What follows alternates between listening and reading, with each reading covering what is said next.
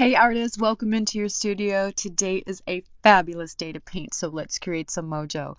Take a look at this rose. It's a silk one. I want to make it simple. This was the first thing I learned to paint when I started way back in acrylic and I was obsessed. So grab your number 6 and number 8 round brushes and we're going to take a look at making this kind of simple. I have Daniel Smith paints in Quin Rose, Quin Coral. I have a Naples Yellow, and I'm going to use an undersea green and a sap green. Guys, you don't need all of these. You can mix from primaries. I also love this buff titanium, but you absolutely can mix from primaries. Mix a little purple into a pink. Lighten your pink with water. Add a little bit of yellow into your red mix to get a peach. I'm looking for not super magenta, but a nice pink, a little salmony pink. I'm going to add a little bit of yellow to the mix so that I have a good range of pinks. You could also make yellow roses. My husband gave me a yellow rose back in the day when I first were sort of interested in each other, and he put a rose on my car. I was thrilled. I went to go look at it and it was yellow with a note. Don't get your hopes up. Yellow means friendship. But we're still married to this day, so I guess it worked out. But today we're going to do pink. And it is the day before Valentine's. Guys, I hope you have a sweet pea. And if you don't have a sweet pea, I hope you're treating yourself this weekend. But we're going to treat ourselves to a gorgeous rose. So let's get our mixes. I put down the sap green, the undersea green, a little bit of yellow. I'm going to add that maybe into some leaves. I just want to have a good variety. And you guys, I like putting it on my palette first. I like getting everything kind of set up. Okay, let's build up to it. We're going to take our deepest red, deepest pink that you have, and we're just going to practice getting some simple C strokes down. And I'm going to use the point of my brush. You're going to think about your brush with this flower as a calligraphy brush. So we're going to use it up at the point, and we're going to put it down at the belly to create some up and down kind of strokes. So practice some, and what you're just trying to kiss it to the paper. You want to see if you can get just the lightest pressure here. And I'll do some curlicues vines, and for that or for this, you can use your pinky to anchor your brush. Now let's try some of the petal type shapes that we'll need. They're going to be C shapes. You're starting up on the tip of the brush, pushing down, and coming back up. So lead up, push down, and up again. Start on the tip, push down, and up. And just keep doing this till you feel kind of comfortable. And this is it, guys. It's just these 2 strokes. Do some sideways. We're going to be doing some around in a circle, so just do them in different directions. If you're working on a larger piece of paper, you can use an 8 or a larger brush. And we don't want to cover too much ground with the 6, so don't stretch yours out too much or you'll run out of paint. Let's go back to our strokes that are just at the tip of the brush and make sort of like a yin-yang nested little C shapes. This is going to be our bud. So let's get that going. Okay, now here's important. I want you guys to be able to go light to dark with your values. So let's do a mini value scale just with these C shapes. So what I'm doing is dabbing my brush into the clean water jar between each of these C strokes.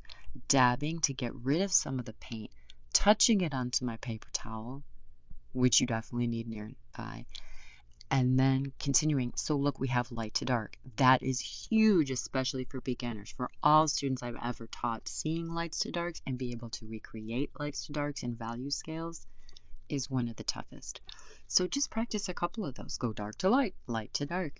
Do it with a few different colors. And now let's try to practice a leaf. Guys, this is not going to come naturally if you've never done this before, but let's think of it as like a heart shape. We're just going to make simple leaves, and I'm just wiggling the end of my brush back and forth to create kind of jaggedy edges, just little rose edges. And I have kind of medium amount of paint, and then I'm going to go back and drop some in to create some interest in different parts of the leaf.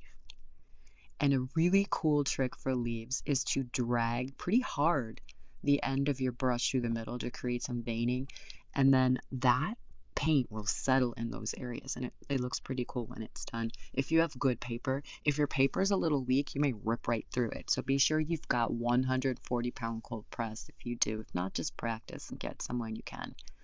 Here is the same technique, just to practice another one, different direction. I did it with a little lighter green. And then dab in and just, we'll darken these when we do the actual flower. But also kind of cool to just dab in some random colors here and there, like a little red. I know they don't, the rose leaves don't really have a lot of red. It's not like the philodendron.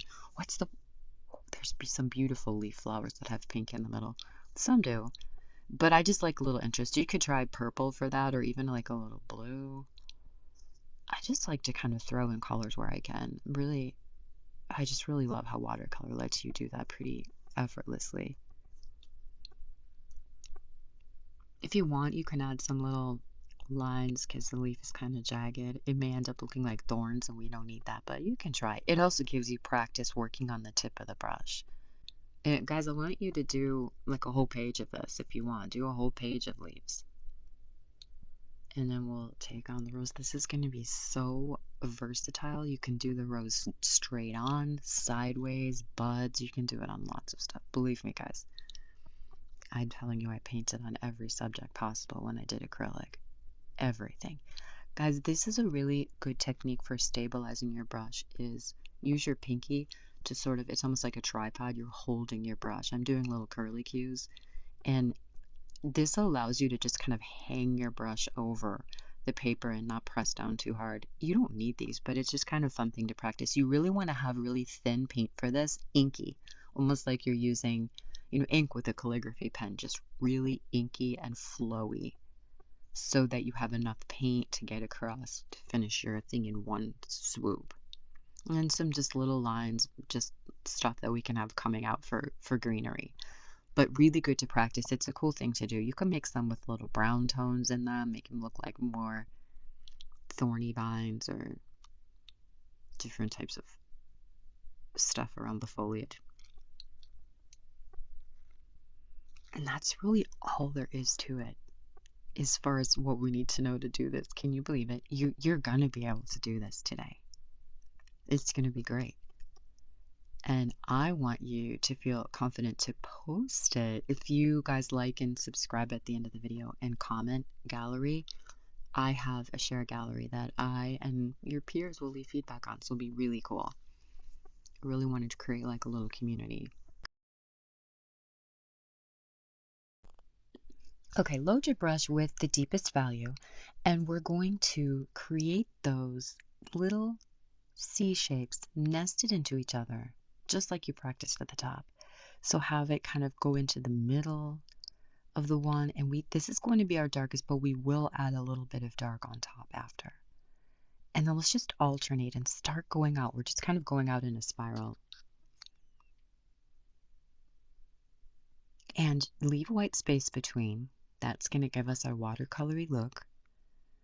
And now let's do our famous up, press, and then up again with the same kind of tone of the deeper of your flower.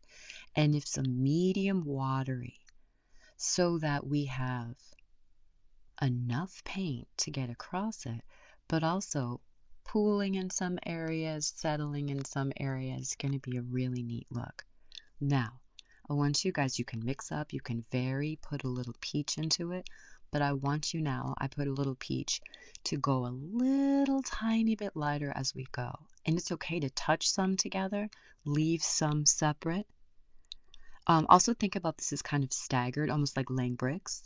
So you have two, and then you put the top brick between those two, and then the same thing here. So where you have these two that are sort of next to each other, now we want to have one. The next petals start in the middle of the layer before. See? And then kind of go around. So we're kind of staggering. And guys, I'm going to have an intermediate tutorial as well. I have that. So once you feel like you've kind of gotten the hang of this and you want to do more realism, we can do that too. This looks amazing though. It's a really cool look. I'm going to do a little bit more peach, and I'm mixing it, but what you can't see is my water jar. I'm definitely putting a healthy amount of water on my brush and then dabbing it a little first so that when I put this down, just like we did with the value scale, it is lighter. So we're looking at the light that's hitting the outside of the more open petals. Think of the rose as a cup. The center is the deepest and it goes down, and the outside are the petals that kind of open up and are more hit with sun. And then the edges of the petals are hit most. And there's still depth between these, the ones on the outside, and we kind of have to show that too, and we will. Now, fun. Take for the last row where you get to the outside and you're ready to call it a day with the size of the rose, and just wiggle the edge. Wiggle the right edge. And we'll just make it kind of a fun, more like a cottagey rose instead of a formal one. But I love it. And then you can attach that to some of the layers before. How beautiful is this already? I'm telling you guys. Did you know? Did you know how easy it can be? So take your darker medium tones that you had mixed up and drop some a little bit. Let's focus on the bottom of these petals that we made. You see? So let's keep what's furthest away from the center lighter on each petal and the closer part of the petal to the center. See this? We're putting a little on the inner part of that. Look at your petals as individual. They are all connected, but look at them as individual little shapes. And so each of the C shapes that you made, find the inner curve and drop in some darker while this is still wet, very damp. And you guys, it dries lighter. And we'll do one more second look at this after we've done some more.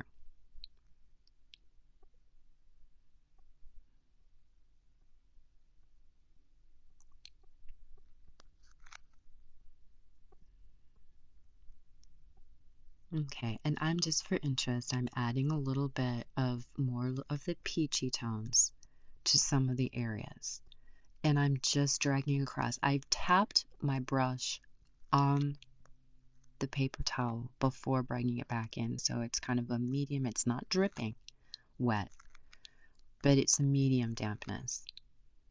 And then for the very edge flowers, I am putting a little bit of darker just to define the outside edge a little bit,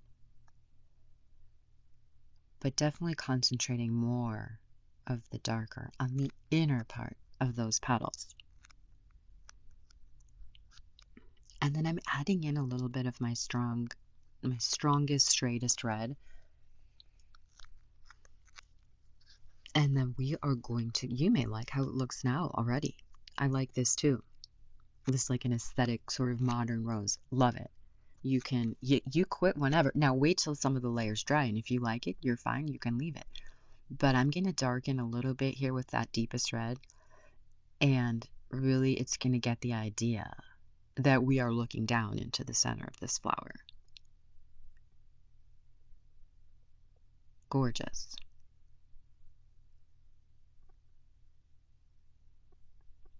This morning I was looking at a dried rose that's been sort of preserved, and it's on our windowsill, and it was my daughter's boyfriend. It was their first Valentine's last year, and she preserved it and has it. They're still together. They're so cute.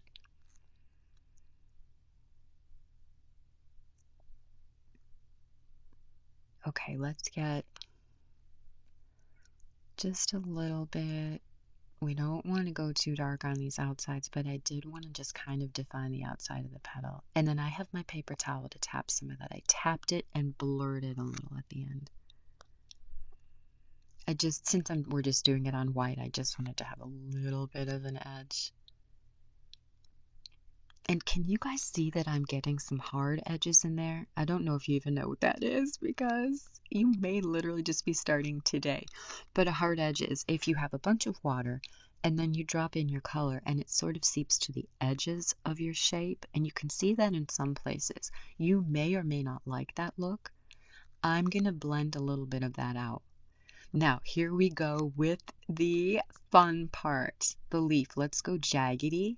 Have enough paint and water on your brush that we're going to be able to cover this whole surface of the leaf without creating a bunch of blobs inside it. and then just make it jaggedy. Super fun, organic. You must love painting flora and fauna because organic is really the way to go when you're starting watercolor because it's fun and loose. Here I did the dragging the brush end through to create some divots to have that paint. And then remember when we were practicing it, we did drop in a little different color. Let's do a little darker at the base. And it dries a lot lighter. Do some practice and you'll see. So you can go a little darker than you might think. Okay, here's another mistake I can tell you about because I just did it. When I dropped in that very last thing at the top left, I had too much water on my brush and it pushed some of the paint away. So the water's repelling the pigment. So now I'm compensating for it by dropping a little of really heavy pigment with not a lot of water back into that top left part of the leaf. Guys, I'm still making mistakes as we go. Happy accidents sometimes, or just straight up accidents. Okay, here, let's just make two. You can try these or not, just little buds. Just 3 little swipes for the greenery where the buds are going to unfold. And you practice those little lines, the attachments to the buds, by putting your brush up on the point, just like we practiced. And then let's deepen the tiny bottoms of these just to have 2 tones. And then it could be so fun. Get your pinky ready and let's do a couple of those curly cues if you're up for it. So fun. This doesn't even really happen in nature where you have a bunch of curly cues coming out of a rose, but it looks really good. I try to do a little brown here. Not loving it, but that's okay. Okay, I'm going to flip it so that's easier to do this. And composition-wise, think about that too. I had the larger leaf at the bottom right, so kind of want to keep things a little aligned and kind of balanced out. So I'm going to do a little smaller one at the top, but I'm keeping my composition sort of diagonal. We're just doing this for fun, but when you think about an actual finished piece, think about how it all looks balanced wise. Doing the same with a bunch of this. I have the sap green and an undersea green, like a neutrally green, and I'm just putting that all in and rubbing, sort of jaggedy, not rubbing, but sort of scissoring back and forth to make that jaggedy edge. And then, so fun, let's drop in a couple of colors towards the base of it. And we could do some of those, a little bits of the pinks if we want, just see how that ends up. It's going to give it a cool variation. And then we can also do the back of our paintbrush and drag for the veins. So cool. So it's creating a divot, and then the water as it's moving around is settling in there. It's just kind of cool. There's so many things about watercolor that just don't happen in other art forms. It's like a joy of discovery every day. I'm not kidding. Okay, a little bit more. You guys can do a curly cue. This is just the practice sheet, so I've got stuff all over the back. You decide how you like it. And then you can fill in, this is the simplest, just fill in little buds. Make sure your green was dry it enough so that it doesn't bleed into your pink. And then at the base of the buds, you can put your darker, same color you use for the very middle of the rose.